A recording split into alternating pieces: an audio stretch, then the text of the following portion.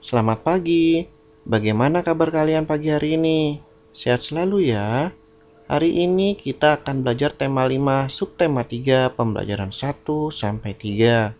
Sebelum mulai belajar, sebaiknya kalian berdoa terlebih dahulu.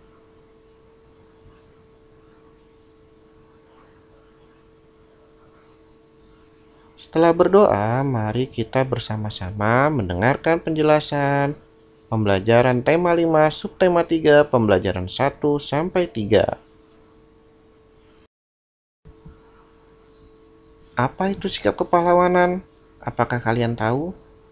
Kita lihat ya. Sikap kepahlawanan berarti meniru dan melaksanakan sikap-sikap yang telah ditunjukkan oleh para pahlawan. Pahlawan adalah seseorang yang berjasa bagi kepentingan orang banyak. Sebelumnya, kalian sudah belajar beberapa pahlawan yang ada di Indonesia. Perbuatannya memiliki pengaruh terhadap tingkah laku orang lain, karena dinilai mulia dan bermanfaat bagi kepentingan masyarakat dan bangsa. Berikut ini ciri-ciri sikap kepahlawanan. Yang pertama, berjuang dengan ikhlas. Yang kedua, berani karena benar. Yang ketiga, pantang menyerah. Yang keempat, rela berkorban. Dan yang kelima, menegakkan keadilan dan kebenaran. Berjuang dengan ikhlas. Salah satu sikap pahlawan yang patut diteladani adalah berjuang dengan ikhlas. Mereka tidak mengharapkan imbalan dalam berjuang. Mereka mengorbankan harta, jiwa, dan raganya demi menegakkan kemerdekaan. Mereka tidak berjuang untuk mengharapkan harta, pangkat, dan jabatan. Tujuannya untuk mencapai cita-cita luhur bagi kemerdekaan bangsa. Berani karena benar. Sifat berani berhubungan dengan kebenaran. Seseorang tidak akan takut jika dia memperjuangkan kebenaran. Orang berani tidak sama dengan nekat. Para pejuang berani melawan penjajah karena memiliki cita-cita luhur membebaskan bangsa Indonesia dari penjajahan. Pantang menyerah. Pantang menyerah berarti harus berjuang meskipun menghadapi berbagai rintangan. Jika perjuangan gagal, seorang pahlawan tidak putus asa. Ia akan terus berjuang sampai kebenaran ditegakkan. Pantang menyerah membuat kita tegar dalam menghadapi berbagai persoalan dalam kehidupan. Pantang menyerah membuat kita sadar bahwa masalah apapun selalu ada jalan keluarnya. Apapun kesulitan yang datang, tetap dihadapi dan diselesaikan dengan semangat pantang menyerah. Begitu juga dengan kalian. Tidak boleh putus asa atau menyerah jika kesulitan belajar dalam mata pelajaran yang menurut kalian sulit. Jika kalian gagal, jangan putus asa. Teruslah berjuang dan berusaha sampai bisa menghadapi kesulitan di mata pelajaran tersebut. Apapun kesulitan yang dihadapi harus diselesaikan dengan sikap pantang menyerah. Seperti pahlawan yang berjuang melawan penjajah dengan sikap pantang menyerah. Rela berkorban. Rela berkorban berarti bersedia mengorbankan dirinya untuk kepentingan orang lain. Seorang pahlawan mengorbankan kepentingan, pikiran, tenaga, harta, dan hidupnya sendiri. Bentuk-bentuk perbuatan rela berkorban yang sederhana antara lain: yang pertama, menyisihkan uang untuk membantu orang miskin dan terkena bencana alam. Kalian dapat menyisihkan uang jajan untuk membantu orang miskin dan yang terkena bencana alam. Berarti kalian telah mengorbankan harta atau uang kalian untuk membantu orang miskin dan yang terkena bencana alam. Selain dengan uang atau harta, kalian juga dapat mengorbankan tenaga kalian, yaitu menjadi relawan, atau kalian dapat membantu dalam bentuk barang, yaitu pakaian atau obat-obatan yang diperlukan.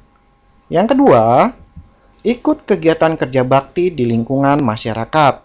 Di sini kalian mengorbankan tenaga dan waktu untuk mengikuti kerja bakti membersihkan lingkungan.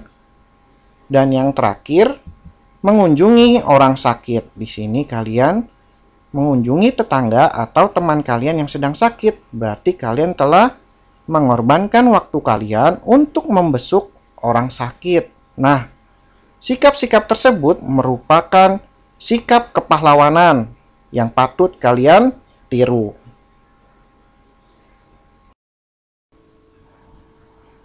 Menegakkan keadilan dan kebenaran.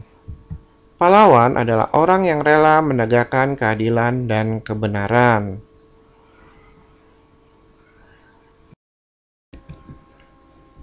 Contoh sikap kepahlawanan yang sesuai dengan Pancasila. Kita lihat bersama-sama. Yang pertama, berani mengakui kesalahan yang telah dilakukan. Di sini, jika kalian berbuat kesalahan, kalian juga harus berani mengakui kesalahan tersebut dan harus berani pula meminta maaf. Dan jika ada teman kalian yang mengakui kesalahan, kalian juga harus memaafkannya. Berikutnya, berani menjauhi sifat-sifat yang tidak terpuji. Contoh sifat-sifat yang tidak terpuji itu tidak jujur, sombong, iri hati. Nah, sifat-sifat tersebut tidak boleh ditiru ya. Berikutnya, saling tolong-menolong dengan ikhlas antar sesama manusia.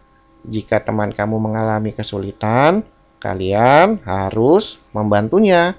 Bila teman kamu tidak membawa alat tulis, kalian pinjamkan ya. Dan bila teman kamu tidak membawa makanan, kalian membagi sedikit makanan kalian.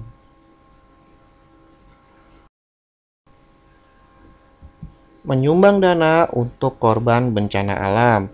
Di sini kalian dapat menyumbang dana untuk korban bencana alam dari menyisakan sedikit uang jajan kalian. Dan untuk membantu korban bencana alam dapat berupa tenaga, yaitu menjadi relawan, dan menyumbangkan barang berupa pakaian dan obat-obatan. Menghormati hak-hak orang lain.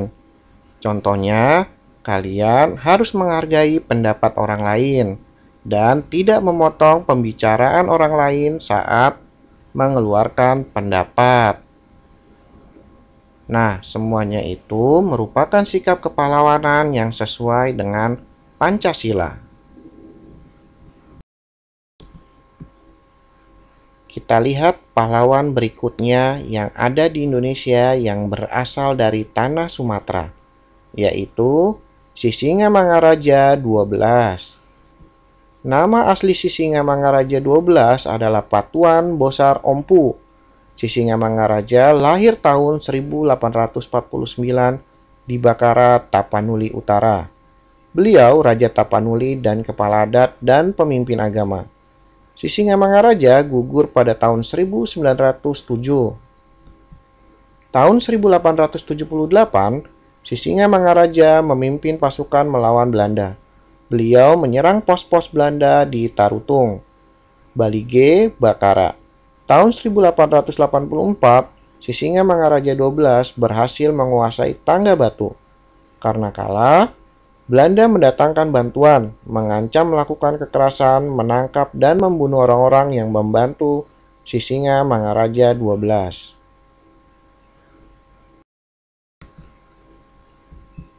Belanda menyediakan 2000 gulden bagi siapa saja yang dapat menangkap Sisingamangaraja 12 dalam keadaan hidup maupun mati. Akan tetapi, rakyat Tapanuli tidak mau mengkhianati raja mereka dan terus melakukan perlawanan. Belanda membakar kampung-kampung dan memaksa rakyat membayar denda yang tinggi. Tahun 1907, pasukan Belanda berhasil masuk ke Tapanuli Utara. Belanda mengepung basis pertahanan para pejuang. Sisingamangaraja 12 bersemboyan, lebih baik mati berkalang tanah daripada hidup terjajah. Sisingamangaraja 12 gugur di medan pertempuran. Sisingamangaraja memimpin pertempuran melawan Belanda selama 30 tahun. Semua pahlawan Indonesia berani mengorbankan dirinya untuk terbebas dari penjajah.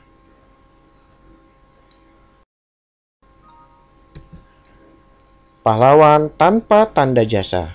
Apakah kalian tahu siapa pahlawan tanpa tanda jasa? Tanggal 25 November merupakan hari berdirinya organisasi PGRI, Persatuan Guru Republik Indonesia, sebuah organisasi profesi keguruan.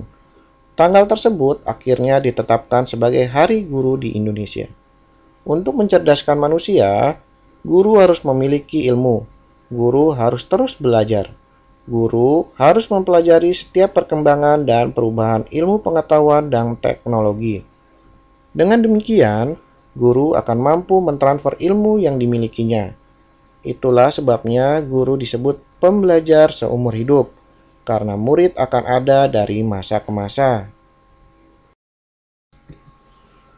Seorang guru memiliki peranan yang besar bagi kemajuan bangsa.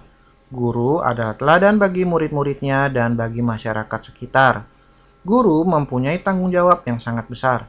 Di tangannya lah, bangsa ini dibawa keluar dari kebodohan menuju cerahnya masa depan.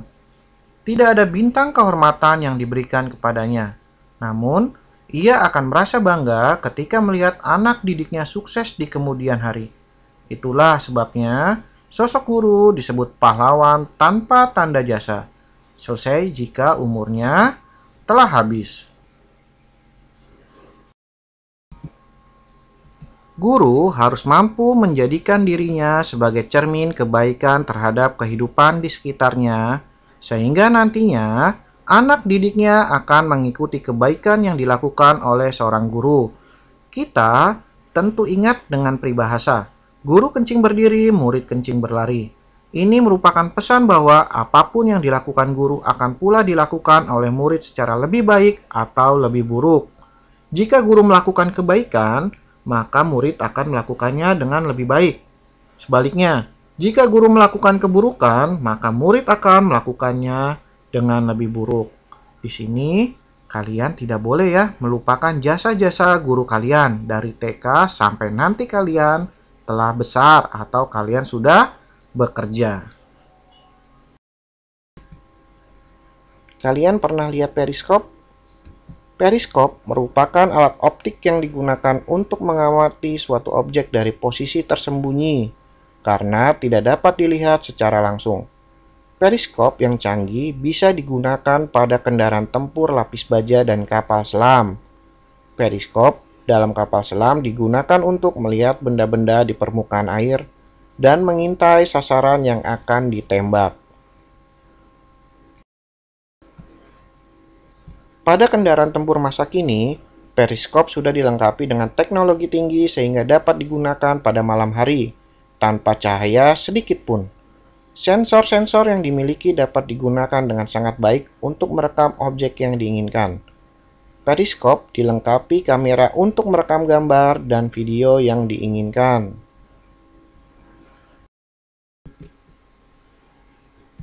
Cermin merupakan salah satu benda yang dapat memantulkan cahaya. Cermin datar adalah cermin yang permukaan bidang pantulnya datar dan tidak melengkung. Cermin datar biasa kamu gunakan untuk bercermin. Pada saat bercermin, kamu akan melihat bayanganmu di dalam cermin. Bayangan pada cermin datar mempunyai sifat-sifat berikut ini. Yang pertama, ukuran bayangan sama dengan ukuran benda. Jika ukuran benda kecil, maka bayangannya kecil. Jika ukuran benda besar, maka bayangannya juga besar. Yang kedua, jarak bayangan cermin sama dengan jarak benda ke cermin. Yang ketiga, kenapakan bayangan berlawanan dengan benda. Contohnya, tangan kirimu akan menjadi tangan kanan pada bayanganmu dalam cermin. Bayangan tegak seperti bendanya. Dan yang terakhir, bayangan bersifat semu atau maya. Artinya, bayangan dapat dilihat dalam cermin, tetapi tidak dapat ditangkap oleh layar.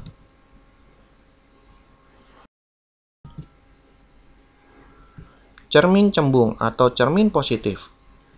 Cermin cembung yaitu cermin yang permukaan bidang pantulnya melengkung ke arah luar. Cermin cembung biasa digunakan untuk spion pada kendaraan bermotor. Bayangan pada cermin cembung bersifat maya, tegak, dan diperkecil daripada benda yang sesungguhnya. Cermin cekung atau cermin negatif. Cermin cekung yaitu cermin yang bidang pantulnya melengkung ke arah dalam. Cermin cekung digunakan sebagai reflektor pada lampu kendaraan bermotor atau lampu senter. Sifat bayangan benda yang terbentuk oleh cermin cekung bergantung pada letak benda terhadap cermin. Kita lihat, jika benda dekat dengan cermin cekung, maka bayangan benda bersifat tegak, lebih besar, dan semu atau maya. Yang kedua, jika benda jauh dari cermin cekung, maka bayangan benda bersifat nyata dan terbalik. Sekian pembelajaran kita hari ini. Sampai berjumpa lagi di pembelajaran berikutnya.